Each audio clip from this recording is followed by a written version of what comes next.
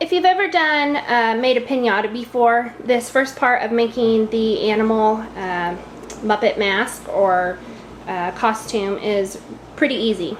The first thing I did was I already did this step, but I blew up a balloon and then I shaped it a little bit with some tape. And basically doing this, I'm just creating less of a balloon shape and more of the head shape that I wanted. I didn't pay too much attention to this pointier end here, which is where the balloon was tied. I did kind of push it down a little bit to shape it, but I didn't worry about it too much because this is also where I'm going to cut the hole for my son to be able to stick his head into the mask. So I already did that part. And then I basically just paper mache'd using, I like to use a glue, water, and a tiny bit of flour mix. And then basically just did the traditional paper mache on the ball or the balloon. And after 3 days of paper macheing, a couple layers, and then letting it dry, I now have this fairly solid. If I took a baseball bat to it, yes, it'd probably pop open like a piñata, but it's really solid and sturdy. And I now will start blocking out my animal head. Using a box knife, I went ahead and cut open my bottom. I pulled out from the inside the leftover balloon and the tape that I had used to shape my balloon with. And now I have this nice opening. I stuck my head into it, so I'm pretty certain my son's head will fit into it. And now I have this nice head shape that I can start blocking out animal's head. I started blocking out the animal head here. I basically did my 2 lines so I could find the center of the ball. And I'm going to do the nose and then the 2 eyes above center and then the mouth just below center. And I have outside right now drying 2 of these old plastic Christmas balls that I am spray painting white for the eyes. And then for the nose, I think this one's a little bit too big, so I don't know that I'm going to use this one, but this one, I think the nose should be a little bit larger than the eyes. I haven't quite decided which I'm going to use yet, but when I get around to deciding that, I will take the red felt that I have here, and I'm going to hot glue gun the red felt for his nose, and then I will cut out where I've marked off for the mouth. And then after I finish all of that, I'm going to take this orange felt and start covering the entire ball in the orange felt. I'm testing out the positioning on my son's head, so I put it on, and he will be looking out this section here, so I like the way it's positioned, and I'm going to continue on covering it now with the felt. I went ahead and poked some holes where I will eventually be putting the different balls, and that way after I cover it with felt, I'll be able to go in on the inside and see where I've pre-marked the holes. That way I think it'll be a lot easier when it comes time to put them on, since I will be covering up my drawing. As I glue the felt on, I'm mostly trying to concentrate on keeping this area right here and the area right here as smooth as possible, but I will end up with some creasing as I move back and I end up having extra material. But I'm not too worried about this extra material because I'll be covering all of this part with the hair. So as you do this, just basically try to work hard on getting this smooth and really don't worry about the rest of it. Alright, this is the point in my process where I usually think to myself, what in the world am I doing, and is this even going to turn out the way I want it to? But I usually like the way things end up in the end, so I'm going to just keep going. I do have quite a bit of bulk back here, but like I said earlier, I'm going to cover it with hair, so I'm really not going to be concerned with it right now. Hopefully it all works out in the end. I think it will. I went through and you can see right there, glued the inside edges to the balloon here. I took the piece that I had cut from out of here earlier, and I went ahead and I'm cutting it down some because what I'm going to do is I'm going to reattach it in here from the inside. But I don't want, my son's nose is going to be kind of right here, and I don't want it to really irritate him all night. So I'll probably even cut out a little bit more this way. And then what I'm going to do is I'm just going to take this felt and I'm going to leave a pretty big area right here because I want to be able to glue this whole side in right here. And I want quite a bit of glue holding it because I'll then cut it kind of right here, and then I'll attach this all the way to the back. I don't want, for safety reasons, he's going to be out trick-or-treating, I don't really want it to be so dark that it's uncomfortable for him to see through. So his face will show a tiny bit, but this will kind of cover most of it so that it's not real obvious.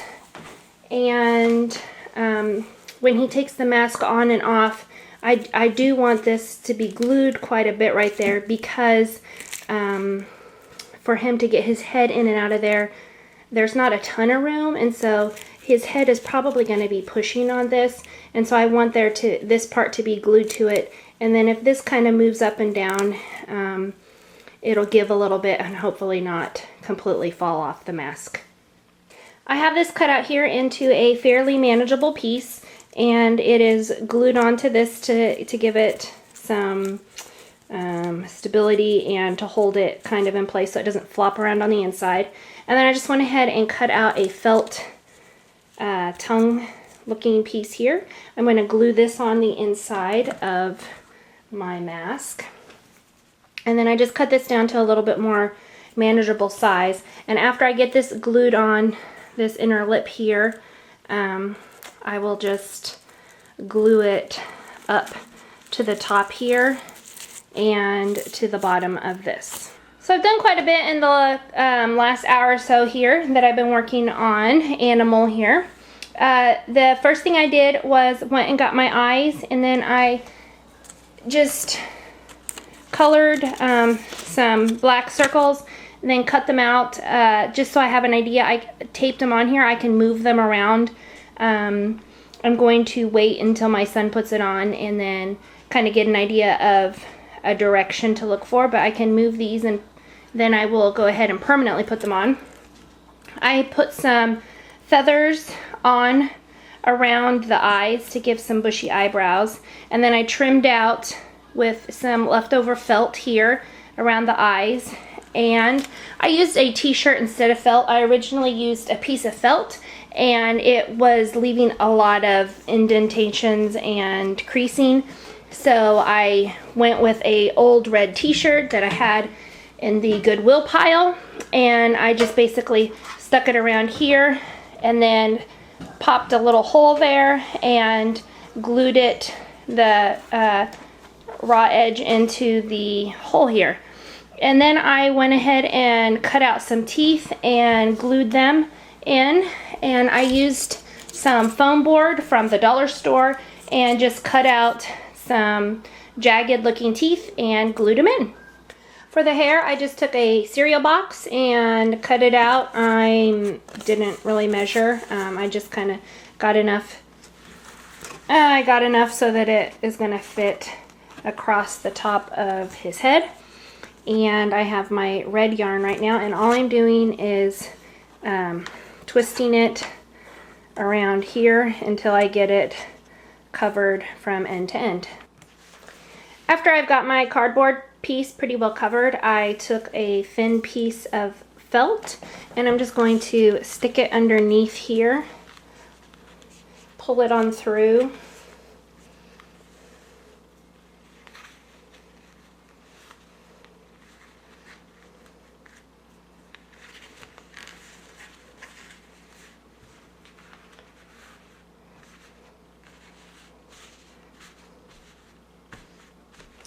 And then I'm going to take a bit of hot glue and just go all along this area right here so that I attach it to my felt. But before I do that, I have some yellow and orange floss here. I already had these on hand. I didn't want to have to go buy any more yarn, so I'm just going to use the floss instead of yarn. But I'm going to add a couple details of yellow and orange throughout here to just give it some variation in his hair color. And then I'm also going to use a lighter pink and hot pink for the front mustache area.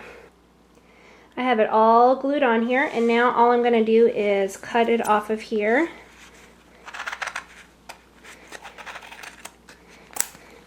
And as you can see, as I cut it, I will have a longer side and shorter side. But this I'm going to lay on the crown of his head. So I do want this shorter up front and then longer in the back. And then I'm going to make another one to put towards the middle of his head. The middle of his head going down. And when I cut that one, I'm actually going to cut from here so that I have two sides that are the same. But I can always trim this up if I need to later. But you just continue cutting this off of here, and then I will make one more of these to go down the back of his head, and I will make one for in front of his chin for a beard, and then two smaller ones for some wispy mustache. I started gluing the hair onto Animal. First thing I did was the beard area, and then I've done my first layer in the back. I wanted it to hang just about an inch or two over the neck area here, and so I've went ahead and did my first layer, and then I have several other pieces that I will be putting on and kind of layering them up through the crown area here. The animal mask is almost finished. I have here some mustache pieces that I already kind of shaped and cut out that will go along the sides here. And just to show you that I have had the original pieces on these strips here, and then if you were to put that right here, you kind of end up with this weird, funky, unfinished looking edge. So just to finish it off and make it look a little bit nicer, I went ahead and cut out some of the extra scraps I had, glued it onto this edge here, and then I will probably have to do some trimming around here or even folding. And my husband didn't really like the eye area to begin with. He thought the eyes looked a little bit too bulgy, which we want them to look wild and crazy, but not necessarily like they're two balls just sticking on top of the head. So I think that this actually will work out a little bit better anyway, because it will add a little bit more depth and layering in here so that the eyes don't end up looking quite so bulgy. And I will go ahead and glue this down. When placing these pieces like this, I always have been gluing the most crucial part, like right here, the mustache line. I want the mustache to hang a certain way. So when I glue it, I put a thin bit of glue here and make sure I get this area exactly where I want it so that it's not moving around.